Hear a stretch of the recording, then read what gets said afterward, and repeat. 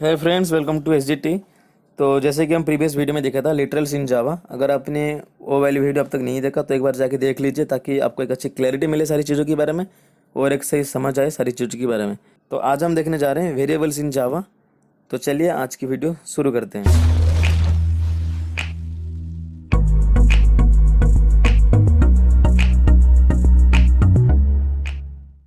तो अगर मैं वेरिएबल की बात करूं तो ये नाम से पता चल रहा है ये एक वैल्यू को वेरी करता है।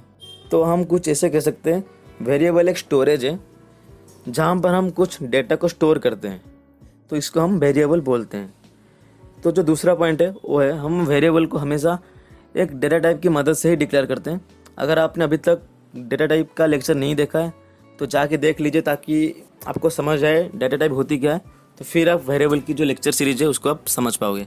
मान लो कि सपोज कर लो एक डिक्लेरेशन है जैसे कि इंट एक्स इक्वल टू 10।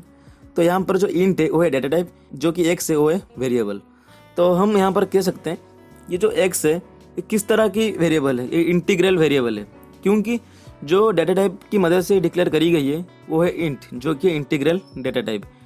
तो हम कुछ इस तरह से आइडेंटिफाई कर सकते हैं कि वेरिएबल कौन सा है और ये किस तरह की वेरिएबल है।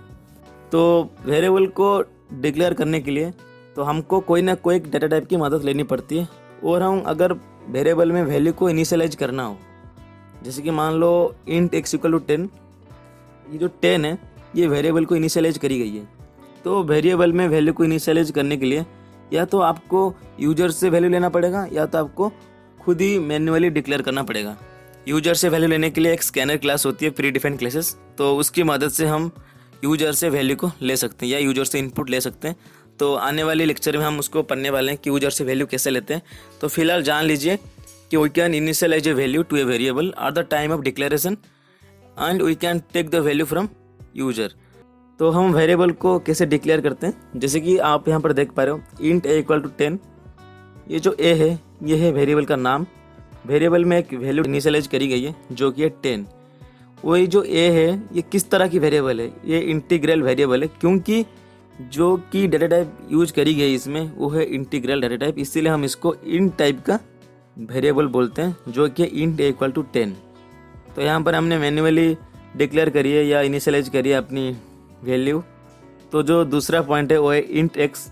तो यहाँ पर कोई भी वैल्यू इसमें इनिशियलाइज नहीं करी गई है, तो इसका मतलब है हम यूजर से वैल्यू लेने वाले हैं। तो यूजर ही पुट करेगा, इनपुट करेगा ये वैल्यू क्या है एक्स का। तो यहाँ पर हमने खुद ही मैन्युअली इनिशियलाइज करी थी, लेकिन यहाँ पर यूजर से वैल्यू इनिशियलाइज करवा रहे हैं।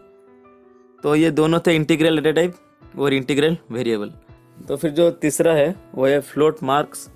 तो ये है फ्लोटिंग पॉइंट डेटा टाइप, तो ये हो गया फ्लोटिंग पॉइंट वेरिएबल।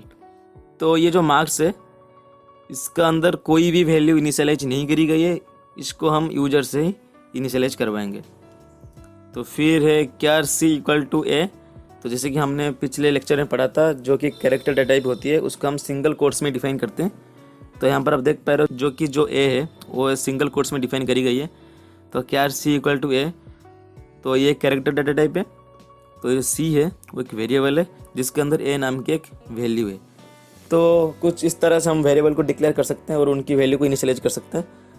तो मैं फिर से बता रहा हूँ, अगर आपको वेरिएबल में इनिशियलाइज करवानी हो वैल्यू को तो या तो आपको मैन्युअली इनिशियलाइज करवाना पड़ेगा या तो यूजर से वैल्यू लेनी पड़ेगी। तो ये कुछ इस तरह से काम करता है, इस तरह से हम वेरिएबल को डिक्लेयर कर सकते हैं, वेरिएबल को इनिशियलाइज कर सकते हैं। तो अब देख लेते हैं टाइप्स ऑफ वेरिएबल्स। तो based on type of value represented by the variable, all the variables are divided into 2 types. अगर हम वैल्यू को सामने रख के देखें तो वेरिएबल 2 तरीके के हैं, एक है प्रिमिटिव, दूसरा है रेफरेंस वेरिएबल। तो हमने प्रिमिटिव डेटा टाइप क्या होती है पढ़ा था पिछले सीरीज में, अगर आपने वो तक नहीं देखा तो एक बार जाके देख लीजिए ताकि आपको समझ आए प्रिमिटिव होती क्या है। तो ये जो प्रिमिटिव वेरिएबल्स है जैसे कि आप यहाँ पर देख पा रहे हो int a equal to 10, byte b equal to 34। तो प्रिमिटिव वेरिएबल्स कुछ इस तरह से दिखता है, जैसे कि इंट ए इक्वल टू 10 ये प्रिमिटिव है। तो अगर आपको पता नहीं प्रिमिटिव वेरिएबल्स क्या होती है, आप एक बार जाके प्रीवियस लेक्चर सीरीज देख लीजिए डेटा टाइप के बारे में, तो आपको सही क्लैरिटी मिलेगी प्रिमिटिव के बारे में। तो फिलहाल हम उसके बारे में भी बात करने वाले नहीं है क्योंकि ये सब हमने पढ़ चुके हैं। तो यहाँ पर जो इंट और बाइट है तो ये प्रिमिटिव डेटा टाइप है, इसका मतलब ये जो ए और बी प्रिमिटिव वेरिएबल्स हो रखे हैं, तो जिनकी वैल्यू है 10 और 34। तो अगर मैं रेफरेंस वेरिएबल की बात करूं, इसमें हम एक रेफरेंस प्रोवाइड करते हैं ऑब्जेक्ट की मदद से। जैसे यहाँ पर देख सकते हो string S, new string Rahul. तो ये जो एस है ये ऑब्जेक्ट का नाम है, यहाँ पर ऑब्जेक्ट क्रिएट हो रहा है, तो हम एक रेफरेंस वेरिएबल यहाँ पर प्रोवाइड कर रहे हैं, तो इसलिए हम इसको रेफरेंस वेरिएबल बोलते हैं। तो ये कुछ इस तरह से काम करता है। हालांकि हमने दो चीज़ों को सामने रख के टाइप्स निकाली वेरिएबल की। एक हो गया based on value represented by the variables. तो यहाँ पर आप देख पा रहे हो सीधा सीधा लिखा है कि but based on the purpose and position of declaration all the variables are divided into 3 types. हम पोजीशन और पर्पस को लेके वेरिएबल को 3 भाग में डिवाइड करिए, जो कि instance variable, static variable, local variable.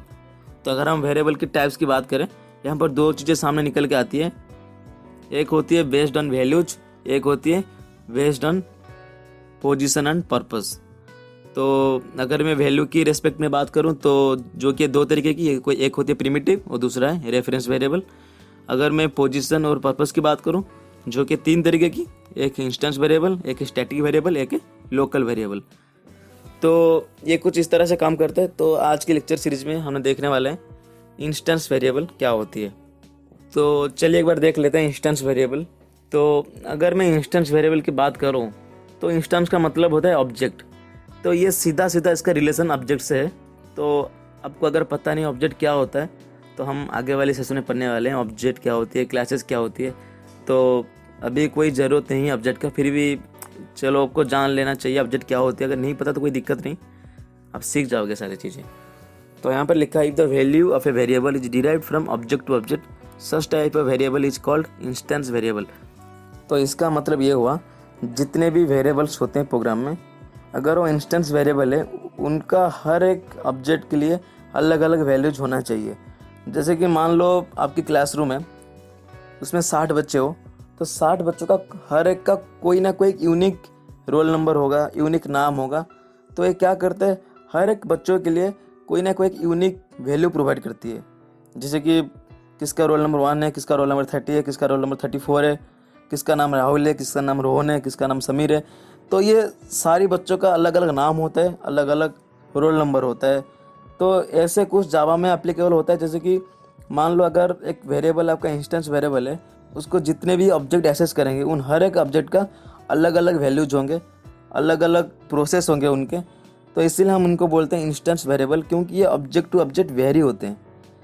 तो लिखा है साफ साफ यहाँ पर, for every object A separate copy of instance variable will be created, कि जितने भी ऑब्जेक्ट हैं उनके लिए हर एक ऑब्जेक्ट के लिए कोई ना कोई एक copy of instance variable create होता है। चलो एक बार देख लेते हैं कैसे क्रिएट होता है। तो मान लो यहाँ पर कुछ ऐसे होता है, जैसे कि मान लो एक क्लासरूम है, तो हमने एक बच्चों का कोई एक ना कोई रोल नंबर होता है, कोई ना कोई एक नाम भी होता है। ये जो नाम तो यूनिक नहीं हो सकता, क्योंकि जो रोल नंबर है वो यूनिक होता है। तो फिर ये पहला बच्चा का है, ये फिर ये दूसरा बच्चा का है, उसका भी कोई ना कोई एक रोल नंबर होता है, कोई ना कोई एक नाम होगा। तो ये हो गया तीसरा बच्चे का रोल नंबर, उसका नाम। तो सपोज कर लो क्लास में 3 बच्चे हैं, तो 3 बच्चे का हर एक बच्चे का कोई ना कोई एक रोल नंबर होता है, कोई ना कोई एक नाम होता है। तो जैसे कि इंस्टेंस वेरिएबल अगर हम इस पर अप्लाई करें, तो जैसे कि हमको पता चला इंस्टेंस वेरिएबल में हर एक ऑब्जेक्ट के लिए एक सेपरेट कॉपी बनता है। तो मान लो ये एक ऑब्जेक्ट है, तो एक क्लास है, क्लास में 3 बच्चे हैं। तो अगर मान लो ये बच्चे एक एक ऑब्जेक्ट होते हैं, तो यहाँ पर ये एक ऑब्जेक्ट है, तो ये है पहला ऑब्जेक्ट, ये है दूसरा ऑब्जेक्ट, ये है तीसरा ऑब्जेक्ट। प्रोग्राम में ऐसे मानते हैं। तो पहला स्टूडेंट आया, ये स्टूडेंट 1, तो ये हो गया स्टूडेंट 2, ये हो गया स्टूडेंट 3। तो अभी यहाँ पर आप देख सकते हो, तो हमने सिर्फ डिफाइन करी है int roll number string name program में, लेकिन यहाँ पर जो वैल्यू निकल के आती है, अगर स्टूडेंट 1 इसको एक्सेस कर रहा है तो उसके लिए अलग रोल नंबर अलग नेम होती है। अगर स्टूडेंट 2 उसको एक्सेस कर रहा है उसके लिए अलग नेम और अलग रोल नंबर होता है। अगर स्टूडेंट 3 उसको एक्सेस कर रहा है उसके लिए अलग रोल नंबर अलग नेम होता है। तो हर एक ऑब्जेक्ट के लिए कोई ना कोई एक सेपरेट कॉपी क्रिएट होता है अपने आप। जितने बार आप इंस्टेंस वेरिएबल को एक्सेस करोगे, उतने बार उसकी एक्स्ट्रा कॉपी या सेपरेट कॉपी क्रिएट होता जाएगा। यहाँ पर स्टूडेंट 1 एक्सेस करा तो उसके लिए ये वाली कॉपी क्रिएट हो गई, तो यहाँ पर स्टूडेंट 2 एक्सेस करा तो इसके लिए भी एक कॉपी निकल के आ गई। तो स्टूडेंट 3 स्टूडेंट 4 ऐसे करके जितने स्टूडेंट इसको एक्सेस करेंगे उतनी कॉपी क्रिएट होगी। तो ये कुछ इस तरह से काम करता है। जो इंस्टेंस वेरिएबल होता है उसका हर एक ऑब्जेक्ट के लिए हर एक सेपरेट कॉपी क्रिएट होता है। तो ये हो गया simply definition of instance variable. तो जो तीसरा पॉइंट लिखा हुआ है वो है instance variable should be declared with in the classes directly but outside of any method, block और कंस्ट्रक्टर।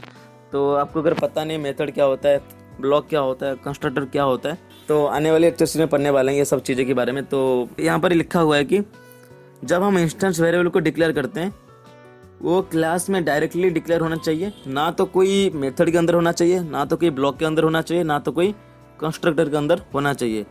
इंस्टेंस वेरिएबल को हम मेथड के बाहर डिक्लेयर करते हैं। अगर एक प्रोग्राम बना के देख लेते हैं हम कहाँ पर इंस्टेंस वेरिएबल को डिक्लेयर करते हैं। तो मैंने प्रोग्राम लिखने के लिए यहाँ पर सबलाइम ओपन कर लिया है। तो सबलाइम के बाद मेरे को यहाँ पर जाना है सी ड्राइव पे। सी ड्राइव पे जो फोल्डर पे मैंने सेव करता हूँ वो है SGT, यहाँ आ गया। तो यहाँ पर सपोज मैंने फाइल का नाम रखा इंस्टेंस, और हमेशा जावा के जो प्रोग्राम्स होते हैं डॉट जावा एक्सटेंशन से सेव होते हैं, इंस्टेंस डॉट जावा। तो हमने कुछ इस तरह से सेव करा उसको। तो जैसे कि ये फाइल सेव हो चुकी है तो हमको यहाँ पर प्रोग्राम करनी है, कोड लिखनी है। तो जैसे कि हम बात कर रहे थे जावा की प्रोग्राम्स लिखने से पहले क्लास की डिफ़ाइन करी जाती है। तो मैंने यहाँ पर क्लास की डिफ़ाइन करी है, क्लास का नाम है इंस्टेंस। तो क्लास लिखने के बाद उसकी क्लास की एक अपनी बॉडी होती है। तो ये यहाँ से यहाँ तक क्लास की बॉडी है। फिर मेन मेथड लिखते हैं public static void main, string की एरे, फिर args। तो ये हो गया मेन मेथड और ये मेन मेथड का बॉडी। तो ये एक जावा की स्ट्रक्चर है, जावा की प्रोग्रामिंग की स्ट्रक्चर है। तो यहाँ पर आप बता सकते हो कि हम इंस्टेंस वेरिएबल को कहाँ पे डिक्लेयर करेंगे। जैसे कि हमने अभी पढ़ा कि इंस्टेंस वेरिएबल को हम मेथड के अंदर डिक्लेयर नहीं कर सकते, मेथड के बाहर उसको डिक्लेयर करनी होती है और ये डायरेक्टली क्लास के अंदर ही डिक्लेयर होती है। तो आप एक बार पॉज करिए, स्क्रीन को एक बार सोचिए हम कहाँ पर इसको डिक्लेयर कर सकते हैं। तो आई होप आपने सोच लिया होगा कहाँ पे हम इसको डिक्लेयर कर सकते हैं। तो जैसे कि हमको पता है हम मेथड के अंदर इसको डिक्लेयर नहीं कर सकते, हमको क्लास के अंदर डायरेक्टली डिक्लेयर करनी है। तो यहाँ पर हमको पता है जो मेन ये जो है ये मेन मेथड है। तो ये इसका नाम है मेन मेथड। तो हालांकि मेन एक मेथड है, हम मेन मेथड के अंदर इंस्टेंस वेरिएबल को डिक्लेयर नहीं कर सकते हैं। तो अगर हम डिक्लेयर करना चाहते हैं तो हम डायरेक्टली क्लास के अंदर इसको डिक्लेयर करना चाहिए। तो ये डायरेक्टली क्लास के अंदर में जा रहा हूँ, ये क्लास की बॉडी है। तो मेरे को जो इंस्टेंस वेरिएबल होते हैं उनको यहीं पर डिक्लेयर करनी होगी, क्योंकि ये मेथड है, इसके अंदर हम डिक्लेयर नहीं कर सकते। तो हम कुछ भी डिक्लेयर कर लो, इंट x या इंट y इक्वल टू 10 या इंट रोल नंबर या स्ट्रिंग नेम। तो हम कुछ इस तरह से इंस्टेंस वेरिएबल को डिक्लेयर करते हैं हमारी प्रोग्राम में। इंस्टेंस वेरिएबल को डिक्लेयर करने के लिए कोई मेथड में डिक्लेयर नहीं कर सकता हम डायरेक्टली क्लास के अंदर इसको डिक्लेयर करते हैं। तो ये था how to declare instance variable in Java. तो जैसे कि हमको पता है ऑब्जेक्ट और इंस्टेंस दोनों मतलब सिमिलर चीज़ें हैं, एक ही चीज़ें। तो हम ये कह सकते हैं हम इंस्टेंस वेरिएबल को एक्सेस करने के लिए ऑब्जेक्ट की मदद लेते हैं। तो जब तक ऑब्जेक्ट प्रोग्राम में अवेलेबल रहेगा तब तक हम इंस्टेंस वेरिएबल को एक्सेस कर पाएंगे। एक बार ऑब्जेक्ट डिलीट हो गया तो हम इंस्टेंस वेरिएबल को एक्सेस नहीं कर पाएंगे।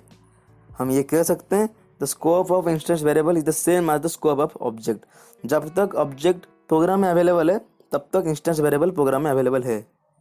एक बार ऑब्जेक्ट डिलीट हो गया गार्बेज कलेक्टर की मदद से, इंस्टेंस वेरिएबल भी डिलीट हो जाएगा। तो ये कुछ इस तरह से होता है इंटरनली वर्किंग इंस्टेंस वेरिएबल का। तो हम आगे जाके पढ़ेंगे हीप मेमोरी क्या होती है। तो मैं फ़िलहाल बता दूं जितने भी ऑब्जेक्ट्स होती हैं जावा की प्रोग्राम्स में वो सारे के सारे हीप मेमोरी में स्टोर होते हैं।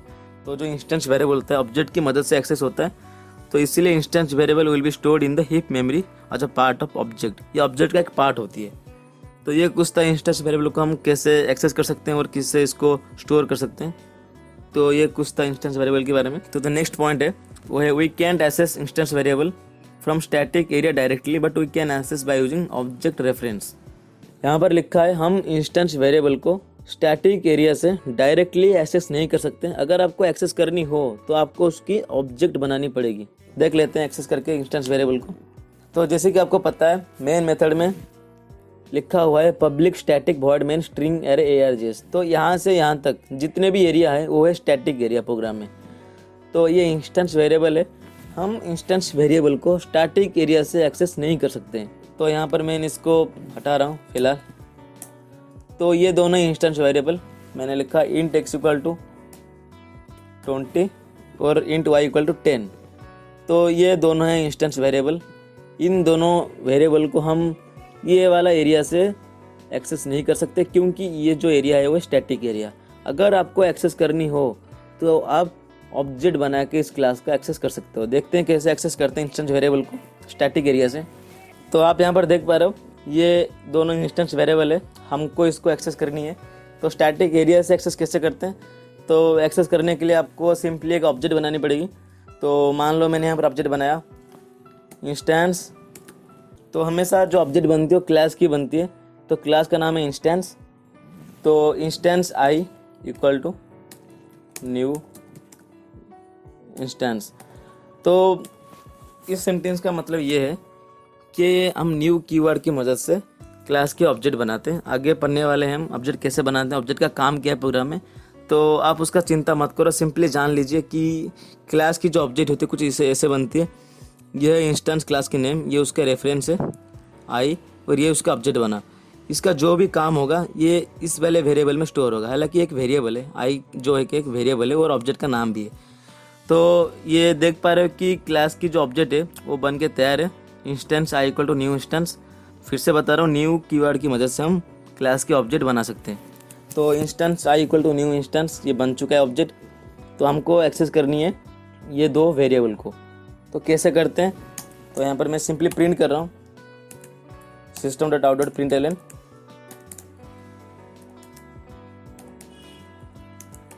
तो इसको एक्सेस करने के लिए सिंपली जो भी ऑब्जेक्ट होता है, ऑब्जेक्ट का नाम होता है वो है आई। तो जो स्टैटिक एरिया से अगर हम किस चीज़ को एक्सेस करते हैं वो डॉट ऑपरेटर से एक्सेस होता है। जैसे आई डॉट एक्स को एक्सेस करनी है तो यहाँ पर एक्स। तो इसका मतलब ये है system.out.println की मदद से हम कोई भी एक मैसेज को शो करा सकते हैं कंसोल पे। तो ये आई डॉट एक्स का मतलब है आई जो है वो है ऑब्जेक्ट का नाम या ऑब्जेक्ट का इंस्टेंस जो ऑब्जेक्ट का वेरिएबल है। तो आई डॉट एक्स ये एक्स है वेरिएबल का नाम। अगर स्टैटिक एरिया से अगर आप कोई भी चीज़ को एक्सेस करते हो तो डॉट ऑपरेटर से एक्सेस होती है। ये एक रूल होती है जावा में। कोई भी चीज़ों को अगर हम स्टैटिक एरिया से एक्सेस करते हैं हम डॉट ऑपरेटर से उसको एक्सेस करते हैं। तो किसको एक्सेस करनी है? हमको करनी है एक्स को एक्सेस। तो यहाँ पर कुछ इस तरह से हम इंस्टेंस वेरिएबल को एक्सेस कर सकते हैं स्टैटिक एरिया से। तो इस तरह से हम वाई को भी एक्सेस कर सकते हैं system.out.println। आई है ऑब्जेक्ट का नाम, वाई को एक्सेस करने के लिए आई डॉट वाई। तो इसको मैंने सेव करा। सेव करने के बाद यहाँ पर कंपाइल करते हैं जावा से इंस्टेंस डॉट जावा जो कि क्लास के नाम। तो ये सिंपली कंपाइल हो रहा है, यहाँ पर कोई एरर शो नहीं हो रहा। तो इसको रन करके एक बार देखते हैं जावा इंस्टेंस। तो ये है एक्स की वैल्यू, ये है वाई की वैल्यू। तो ये कुछ इस तरह से काम करता है। अगर आप बिना ऑब्जेक्ट बना के इसको एक्सेस करोगे तो ये आपको एरर शो करेगा। जैसे कि यहाँ पर देख लेते हैं एक बार। मैंने यहाँ पर हटा दिया ऑब्जेक्ट के रेफरेंस को। तो इसको सेव करा मैंने, कंपाइल करा। तो यहाँ पर साफ साफ लिखा है non static variable x can not be reference from static context. तो इसका मतलब ये हुआ हम स्टैटिक एरिया से एक नॉन स्टैटिक वेरिएबल को एक्सेस नहीं कर सकते। तो हालांकि इंस्टेंस वेरिएबल है तो ये स्टैटिक वेरिएबल नहीं है, ये नॉन स्टैटिक वेरिएबल है जिसको हम स्टैटिक एरिया से एक्सेस नहीं कर सकते। अगर आपको एक्सेस करनी हो तो आप सिंपली जो ऑब्जेक्ट होते हैं उसकी रेफरेंस प्रोवाइड करनी पड़ेगी आपको। तो मैंने i dot x i dot y यहाँ पर मैंने रेफरेंस प्रोवाइड करी है इसमें। तो सेव करता हूँ। तो कंपाइल हो रहा है, रन भी हो रहा है और वैल्यू भी शो हो रहा है। तो हम कुछ इस तरह से इंस्टेंस वेरिएबल को एक्सेस कर सकते हैं स्टैटिक एरिया से। तो जो नेक्स्ट पॉइंट है वो है for instance variable JVM will provide default values and we are not required to perform initialization. यहाँ पर इसका मतलब ये हुआ जो JVM है, जावा वर्चुअल मशीन, वो जो इंस्टेंस वेरिएबल जितने होते हैं हमारी प्रोग्राम में उनको डिफ़ॉल्ट वैल्यूज प्रोवाइड करती है और हमको कोई ज़रूरत नहीं है इनिशियलाइज परफॉर्म करने के लिए। अगर आप इनिशियलाइजेशन नहीं कर रहे हो तो भी कोई एरर शो नहीं करेगा। JVM डिफ़ॉल्ट वैल्यूज प्रोवाइड करती है इंस्टेंस वेरिएबल के लिए। तो एक बार देख लेते हैं क्या क्या ऐसे डिफ़ॉल्ट वैल्यूज होते हैं जो कि JVM प्रोवाइड करती है। तो यहाँ पर आप देख पा रहे हो मैंने एक इंस्टेंस वेरिएबल डिक्लेयर करी है जो कि इंट एक्स। तो मैंने क्लास का ऑब्जेक्ट बनाया instance i equal to new instance और उसको एक्सेस करा system dot out dot println i dot x. यहाँ पर कोई भी वैल्यू इनिशियलाइज नहीं हो रखी है, ये ब्लैंक है, यहाँ पर कोई भी वैल्यू इनिशियलाइज नहीं हो रखी है। तो एक बार इसको सेव करते हैं। सेव करने के बाद कंपाइल करते हैं। जावा से इंस्टेंस डॉट जावा कंपाइल हो गया। रन भी करते हैं जावा इंस्टेंस। रन होने के बाद जो भी वैल्यू हमको शो करा, आउटपुट शो करा वो है 0। तो इसका मतलब है अगर इंटीजर डाटा टाइप है तो JVM उसके लिए 0 ही प्रोवाइड करते हैं एज अ डिफ़ॉल्ट वैल्यू। अगर आपको कोई और वैल्यू चाहिए आप सिंपली वैल्यू को इनिशियलाइज कर सकते हो। जैसे कि हम पिछले एग्जांपल में देखा कि हम 10 और 20 इनिशियलाइज करके देखे थे। तो यहाँ पर आप कोई भी वैल्यू इनिशियलाइज कर सकते हो। अगर आप कोई भी वैल्यू इनिशियलाइज नहीं कर रहे हो तो ये सिंपली आपको 0 ही शो करेगा क्योंकि JVM by default 0 he provide करता है। तो ये तो हो गया इंट का। एक बार फ्लोट का भी देख लेते हैं। फ्लोट f फिर $D, फिर एक बार स्ट्रिंग की भी देख लेते हैं, स्ट्रिंग s। तो इंट का हमने देख चुके हैं। तो एक बार फ्लोट f और $D और स्ट्रिंग का देख लेते हैं। तो ये इंट का था। तो system dot out dot println तो आई डॉट एफ जो कि फ्लोट की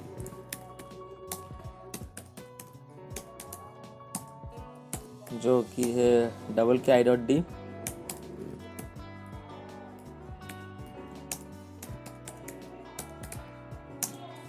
जो कि है स्ट्रिंग की आई डॉट एस। तो अब देख लेते हैं फ्लोट, डबल और स्ट्रिंग के लिए क्या क्या डिफ़ॉल्ट वैल्यूज प्रोवाइड होती है JVM से। तो यहाँ पर मैंने कंपाइल करा, रन भी करा। तो यहाँ पर देख पा रहे हो इंटीजर के लिए 0 और डबल के लिए 0.0 और फ्लोट के लिए भी 0.0 और जो नल है वो है स्ट्रिंग के लिए। जो इंस्टेंस वेरिएबल होते हैं उनको हम ऑब्जेक्ट लेवल वेरिएबल्स बोलते हैं। तो यहाँ पर आप देख पा रहे हो इंस्टेंस वेरिएबल को एक्सेस करने के लिए हम ऑब्जेक्ट की मदद लेनी पड़ती है जो कि instance i equal to new instance. इस लाइन की मदद से एक ऑब्जेक्ट क्रिएट होता है क्लास की। हम हमेशा क्लास का ही ऑब्जेक्ट क्रिएट करते हैं। तो इंस्टेंस जो है क्लास का नाम है, हम इंस्टेंस क्लास के ऑब्जेक्ट बनाते हैं जो कि ऑब्जेक्ट का नाम है आई। तो जितने भी इंस्टेंस वेरिएबल हैं उन सबको एक्सेस करने के लिए हमको ऑब्जेक्ट की मदद लेनी पड़ती है, इसलिए हम इंस्टेंस वेरिएबल को ऑब्जेक्ट लेवल वेरिएबल भी बोलते हैं। तो ये कुछ था इंस्टेंस वेरिएबल इन जावा के बारे में। एक बार इस प्रोग्राम को बना के देखिएगा।